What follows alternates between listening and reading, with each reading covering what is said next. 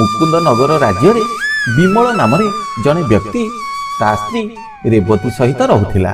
ତାର ଏକ ଦୋକାନ ଥିଲା। ସେଥିରେ ଯାହା ରୋଜଗାର କରୁଥିଲା ସେ ଖୁସିରେ ଦିନ କାଟୁଥିଲା। ଥରେ ସେ ରାଜ୍ୟରେ ଅନେକ ଦିନ ପର୍ଯ୍ୟନ୍ତ ବର୍ଷା ହେଲାନି। ତେଣୁ ଫସଲ ସବୁ ନଷ୍ଟ ହେବାକୁ ଲାଗିଲା। ନଦୀ, ନାଳ, କୂଅ, ପୋଖରୀ ଯାହା ଥିଲା ଧୀରେ ଧୀରେ ଶୁଖି ଆସିଲା। ଫସଲ ନଷ୍ଟ ହୋଇଯିବାରୁ ଲୋକମାନେ ଖାଇବାକୁ ପାଇଲେନି। ତେଣୁ ସେ ରାଜ୍ୟ ଛାଡ଼ି ଅନ୍ୟ ରାଜ୍ୟକୁ ପଳାୟନ କଲେ। ବିମଳର ବ୍ୟବସାୟ ମଧ୍ୟ ବନ୍ଦ ହୋଇଯାଇଥିଲା। ଦିନେ ବିମଳ ତା ସ୍ତ୍ରୀକୁ କହିଲା, ଏ ଅଞ୍ଚଳରୁ ସବୁ ଲୋକ ଚାଲିଗଲେଣି, ଆମେ ବି ଏ ରାଜ୍ୟରୁ ଅନ୍ୟ ରାଜ୍ୟକୁ ପଳେଇବା। ଏ ପ୍ରସ୍ତାବରେ ରେବତୀ ରାଜି ହୋଇଯିବାରୁ ତା ପରଦିନ ସେମାନେ ତାଙ୍କ ଧନ ସମ୍ପତ୍ତି ସହିତ ଅନ୍ୟ ଏକ ରାଜ୍ୟକୁ ଯିବା ପାଇଁ ବାହାରି ପଡ଼ିଲେ। ବହୁତ ବାଟ ଚାଲିବା ପରେ ଏକ ଜଙ୍ଗଲରେ ଆସି ପହଞ୍ଚିଲେ। ଏହି ସମୟରେ କେତେଜଣ ଡାକୁ ତାଙ୍କୁ ଘେରିଗଲେ। ଏମାନଙ୍କ ପାଖରେ ଯାହା ଧନ ଥିଲା ଡାକୁମାନେ ସେସବୁ ଲୁଟି ନେଇ ଚାଲିଗଲେ। ତେଣୁ ବିମଳ ଓ ରେବତୀ ହତାଶ ହୋଇଯାଇଥିଲେ। କାହିଁକି ନା ଖାଲି ହାତରେ ଏକ ଅଜଣା ରାଜ୍ୟକୁ ଯାଇ କିଛି ବ୍ୟବସାୟ କରିବା ସେମାନଙ୍କ ପକ୍ଷରେ ସମ୍ଭବ ନଥିଲା। ଏବେ ବିମଳ ଉଦାସ ମନରେ ତା ସ୍ତ୍ରୀ ସହିତ ଆଗକୁ ଚାଲିବାକୁ ଲାଗିଲା। କିଛି ବାଟ ଯିବା ପରେ ସେମାନେ ଦେଖିଲେ ଏକ ଗଛ ମୂଳରେ ଜଣେ ସାଧୁ ବସିଛନ୍ତି। ବିମଳ ସେଠାକୁ ଯାଇ ତା ସମସ୍ୟାର ସମାଧାନ ଜାଣିବାକୁ ଇଚ୍ଛା କଲା।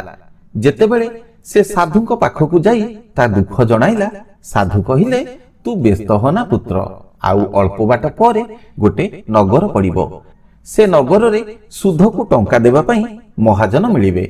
ତୁ ସେଠାରେ ପହଞ୍ଚିଗଲେ ତୋର କିଛି ଅସୁବିଧା ହେବନି। ଏହାପରେ ବିମଳ ଓ ରେବତୀ ନଗର ଆଡ଼କୁ ଚାଲିଲେ। ଅଳ୍ପ ସମୟ ଭିତରେ ସେମାନେ ଏକ ନଗରରେ ପହଞ୍ଚିଲେ। ବିମଳ ସେଠାର ଲୋକମାନଙ୍କୁ ପଚରା ଉଚରା କରି ମହାଜନ କରଡ଼ି ମଲଙ୍କ ବିଷୟରେ ଜାଣିବାକୁ ପାଇଲା। ଏହାପରେ ସେ ରେବତୀ ସହିତ କରଡ଼ି ମଲଙ୍କ ପାଖକୁ ଗଲା। କରଡ଼ି ମଲ ବିମଳକୁ ଦେଖି କହିଲେ, ବିନା ବନ୍ଧକରେ ମୁଁ କାହାକୁ ପଇସା ଦିଏନି। ତମ ପାଖରେ ଯଦି କିଛି ମୂଲ୍ୟବାନ ବସ୍ତୁ ଅଛି ମୋ ପାଖରେ ବନ୍ଧା ରଖିଲେ ପଇସା ମିଳିଯିବ। ବିମଳ ତ ଖାଲି ହାତରେ ଯାଇଥିଲା, ତେଣୁ ତା ପାଖରେ କିଛି ନାହିଁ ବୋଲି ମନା କରିବାରୁ କରଡ଼ି ମଲ କହିଲା, ତୋ ସ୍ତ୍ରୀକୁ ମୋ ପାଖରେ ବନ୍ଧା ରଖ। ମୋ ଘରେ କାମ କରିବାକୁ ମୋର ଗୋଟେ ଚାକରାଣୀ ଦରକାର ଥିଲା। ଏ କଥା ଶୁଣି ବିମଳ ଟିକେ ଚିନ୍ତାରେ ପଡ଼ିଗଲା। ସେ ଭାବୁଥିଲା, ଏ ଅଜଣା ସହରରେ ମୋ ସ୍ତ୍ରୀକୁ ଏ ଲୋକ ପାଖରେ କୋଉ ଭରସାରେ ବନ୍ଧା ରଖିବି। ଏ କଥା ଚିନ୍ତା କରି ଯେତେବେଳେ ସେ ରେବତୀ ଆଡ଼କୁ ଚାହିଁଲା, ଜାଣିପାରିଲା ରେବତୀ ବି କରଡ଼ି ମଲର ପ୍ରସ୍ତାବରେ ରାଜି ଅଛି। ତେଣୁ ବିମଳର ଇଚ୍ଛା ନଥିଲେ ବି ସେ ତା ସ୍ତ୍ରୀକୁ ସେଠାରେ ବନ୍ଧା ରଖି କିଛି ସୁନା ମୋହର ଧରି ବିଦାୟ ନେଇ ଚାଲିଗଲା। ବିମଳ ଜଣେ କୁଶଳ ବେପାରୀ ଥିଲା। ସେ ଅଞ୍ଚଳରେ ପଶୁମାନଙ୍କୁ କମ୍ ଦାମରେ କିଣି ଅଧିକ ଦାମରେ ବିକ୍ରି କରିବା ବ୍ୟବସାୟ ଆରମ୍ଭ କରିଦେଲା। ତା ବେପାର ବି ଧୀରେ ଧୀରେ ଭଲ ଚାଲିବାକୁ ଲାଗିଲା। ଏହା ଭିତରେ ଗୋଟେ ବର୍ଷ ବିତି ଯାଇଥିଲା। ସେତେବେଳକୁ ବିମଳ ବହୁତ ଗୁଡ଼େ ପଇସା ରଖି ସାରିଥାଏ। ଦିନେ ସେ କରଡ଼ି ମଲଙ୍କ ପାଖକୁ ଯାଇ କହିଲା, ମହାଜନେ, ମୁଁ ବର୍ଷେ ତଳେ ମୋ ସ୍ତ୍ରୀକୁ ଆପଣଙ୍କ ପାଖରେ ବନ୍ଧା ରଖି ଟଙ୍କା ନେଇଥିଲି। ଏବେ ହିସାବ କରିଦିଅନ୍ତୁ, ମୁଁ ଆପଣଙ୍କର ସବୁ ପଇସା ଫେରାଇ ମୋ ସ୍ତ୍ରୀକୁ ନେଇଯିବି। ଏ କଥା ଶୁଣି କରଡ଼ି ମଲ କହିଲା, 3 ମାସ ତଳେ ତମ ସ୍ତ୍ରୀ ରୋଗରେ ପଡ଼ିଥିଲା। ମୁଁ ତାକୁ ବୈଦ୍ୟଙ୍କୁ ଦେଖାଇ ଚିକିତ୍ସା କରୁଥିଲି। ବଡ଼ ଦୁଃଖର ବିଷୟ, ତାକୁ ବଞ୍ଚାଇ ପାରିଲେନି। ଯେତେବେଳେ ବିମଳ ଏ କଥା ଶୁଣିଲା, ତା ପାଦ ତଳୁ ଯେମିତି ମାଟି ଖସିଗଲା। ସେ ଦୁଃଖରେ ଭାଙ୍ଗି ପଡ଼ିଥିଲା। ତା ପାଟିରୁ କଥା ବାହାରୁ ନଥିଲା। କରଡ଼ି ମଲ କହିଲା, ତୁମ ସ୍ତ୍ରୀ ତ ଚାଲିଗଲା, ତୁମଠାରୁ ଆଉ ପଇସା କ'ଣ ନେବି? ଏବେ ବିମଳ ଉଦାସ ହୋଇଯାଇଥିଲା। ନିରୁପାୟ ହୋଇ ତା ଗାଁକୁ ଫେରିଯିବାକୁ ବାହାରିଲା। ଯେତେବେଳେ ସେ ଚାଲି ଚାଲି ସେହି ଜଙ୍ଗଲରେ ଆସି ପହଞ୍ଚିଲା, ଭାବିଲା ସାଧୁଙ୍କୁ ଟିକେ ଦେଖା କରିବି। ଏହାପରେ ବିମଳ ସାଧୁଙ୍କ ପାଖରେ ପହଞ୍ଚି ତାଙ୍କୁ ପ୍ରଣାମ କରି ସବୁ କଥା ଜଣାଇଲା। ସାଧୁ କହିଲେ, ମୋ ଶକ୍ତି ବଳରେ ମୁଁ ଜାଣିପାରୁଛି ତୋ ସ୍ତ୍ରୀ ଏବେ ବି ଜୀବିତ ଅଛି। ତୁ ନ୍ୟାୟାଧୀଶଙ୍କ ପାଖକୁ ଯା, ତୋ ସ୍ତ୍ରୀ ତତେ ମିଳିଯିବ। ଏବେ ବିମଳ ଆଉ ଘରକୁ ଯିବ କ'ଣ, ସିଧା ଚାଲିଲା ନ୍ୟାୟାଧୀଶଙ୍କ ପାଖକୁ। ସେଠାରେ ପହଞ୍ଚି ସବୁ କଥା ଜଣାଇଲା। ନ୍ୟାୟାଧୀଶ ବିମଳ ଠାରୁ ସବୁ ଶୁଣି ସାରିବା ପରେ କରୁଡ଼ିମଲକୁ ଡକାଇଲେ। କରୁଡ଼ିମଲ କହିଲା, ୟା ସ୍ତ୍ରୀ ଚିକିତ୍ସାଧୀନ ଅବସ୍ଥାରେ ମରିଗଲା। 4 ଜଣ ଲୋକଙ୍କ ଉପସ୍ଥିତିରେ ମୁଁ ତା ଶବକୁ ଦାହ କରି ଦେଇଛି। ଏ କଥା ଶୁଣି ନ୍ୟାୟାଧୀଶ ସାକ୍ଷୀମାନଙ୍କୁ ହାଜିର କରିବା ପାଇଁ ନିର୍ଦ୍ଦେଶ ଦେଲେ। ଯେତେବେଳେ ସବୁ ସାକ୍ଷୀମାନେ ପହଞ୍ଚିଗଲେ, ନ୍ୟାୟାଧୀଶ ପ୍ରଥମେ ବୈଦ୍ୟଙ୍କୁ ପଚାରିଲେ, ରେବତୀର ଚିକିତ୍ସା ପାଇଁ ତୁମେ କରୁଡ଼ିମଲର ଘରକୁ ଯାଉଥିଲ ନା କରୁଡ଼ିମଲ ନିଜେ ଆସି ତୁମଠାରୁ ଔଷଧ ନେଇ ତାର ଚିକିତ୍ସା କରୁଥିଲା? ବୈଦ୍ୟ କହିଲେ, କରୁଡ଼ିମଲ ନିଜେ ଆସି ମୋଠାରୁ ଔଷଧ ନେଇ ଯାଉଥିଲେ।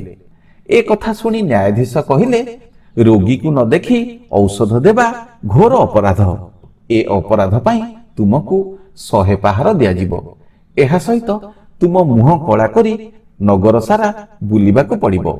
ଏ କଥା ଶୁଣି ବୈଦ୍ୟ ଡରି ଯାଇଥିଲେ। ତେଣୁ ସେ କହିଲେ, ହଜୁର, କରୁଡ଼ିମଲ ମୋ ଠାରୁ କେବେ ଔଷଧ ନେଇନାହାନ୍ତି କି ମୁଁ ତାଙ୍କ ଘରକୁ କେବେ ଯାଇନି। ଆପଣଙ୍କୁ ମିଛ କହିବା ପାଇଁ ସେ ମୋତେ 100 ମୋହର ଦେଇଥିଲେ। ନ୍ୟାୟାଧୀଶ କହିଲେ, ଯାହା ବି ହେଉ ତୁମେ ଅପରାଧ କରିଛ, ତେଣୁ ମିଛ ସାକ୍ଷୀ ଦେଇଥିବା ଅପରାଧରେ ତୁମକୁ 100 ପାହାର ଦିଆଯିବ। ନ୍ୟାୟାଧୀଶଙ୍କ ଆଦେଶରେ ଜଣେ କର୍ମଚାରୀ ବୈଦ୍ୟଙ୍କୁ ଦଣ୍ଡ ଦେବା ଆରମ୍ଭ କରିଦେଲା। ତାର ଭୟଙ୍କର ମାଡ଼ରେ ବୈଦ୍ୟଙ୍କ ପାଟିରୁ କରୁଣ ଚିତ୍କାର ବାହାରୁଥାଏ। ଏପରି କଷ୍ଟଦାୟକ ଦଣ୍ଡ ଦେଖି ଅନ୍ୟ ସାକ୍ଷୀମାନେ ସେତେବେଳକୁ ଭୟରେ ଥରୁଥାନ୍ତି। ଯେଉଁ ସାକ୍ଷୀମାନେ ବିମଳର ସ୍ତ୍ରୀକୁ ଶ୍ମଶାନରେ ଦାହ କରିଥିଲେ ବୋଲି କହୁଥିଲେ, ନ୍ୟାୟାଧୀଶ ସେମାନଙ୍କୁ ପଚାରିଲେ, ତୁମେ କରୁଡ଼ିମଲର ସାକ୍ଷୀ ହିସାବରେ ଆସିଛ। ବିମଳର ମୃତ ପତ୍ନୀକୁ ତୁମେ ଶ୍ମଶାନରେ ଦାହ କରିଥିଲ ତ? ସେମାନେ ତ ବୈଦ୍ୟଙ୍କ ଦଣ୍ଡ ଦେଖି ଡରି ଯାଇଥିଲେ, ତେଣୁ ସତ କଥା ମାନିଗଲେ। ସେମାନେ କହିଲେ, କରୁଡ଼ିମଲ ଆମ 4 ଜଣଙ୍କୁ ମିଛ ସାକ୍ଷୀ ଦେବା ପାଇଁ 10ଟି ଲେଖାଏଁ ମୋହର ଦେଇଛି। ଏ କଥା ଶୁଣି ନ୍ୟାୟାଧୀଶ କରୁଡ଼ିମଲକୁ ପଚାରିଲେ, ତମ ସାକ୍ଷୀମାନେ ଯାହା କହିଲେ ତୁମେ ଏବେ ଶୁଣିପାରିଲ ତ? କୁହ, ଅନ୍ୟର ସ୍ତ୍ରୀକୁ ତା ଇଚ୍ଛା ବିରୁଦ୍ଧରେ ଜବରଦସ୍ତ ଘରେ ରଖିବା ଅପରାଧରେ ମୁଁ ତୁମକୁ କେଉଁ ଦଣ୍ଡ ଦେବି? ସେତେବେଳକୁ କରୁଡ଼ିମଲ ଦେହରୁ ରକ୍ତ ଶୁଖି ଯାଇଥାଏ, ପାଟିରୁ କଥା ବାହାରୁ ନଥାଏ। ସେ ଚୁପ୍ ରହିବାର ଦେଖି ନ୍ୟାୟାଧୀଶ କହିଲେ, ଏବେ ବି ସମୟ ଅଛି। ବିମଳର ସ୍ତ୍ରୀକୁ ଯେଉଁଠି ବି ରଖିଛ ତାକୁ ଶୀଘ୍ର ଆଣି ହାଜିର କରାଅ। ତୁମ ସଜା ଟିକେ କମ୍ କରିଦେବି। ଏ କଥା ଶୁଣି କରୁଡ଼ିମଲ ତାର ଜଣେ ଲୋକ ପଠାଇ ବିମଳର ସ୍ତ୍ରୀକୁ ଆଣିବାକୁ କହିଲା। ଅଳ୍ପ ସମୟ ଭିତରେ ବିମଳର ସ୍ତ୍ରୀ ସେଠାରେ ଆସି ପହଞ୍ଚିଲା। ନ୍ୟାୟାଧୀଶ ବିମଳକୁ ତା ସ୍ତ୍ରୀ ଫେରାଇ ଦେଲେ, ଆଉ କରୁଡ଼ିମଲକୁ 30 ପାହାର ଦେଇ 6 ମାସ ପାଇଁ କାରାଗାରକୁ ପଠାଇଦେଲେ। ଏବେ ବିମଳ ତା ସ୍ତ୍ରୀକୁ ଧରି ଖୁସିରେ ଘରକୁ ଫେରିଲା।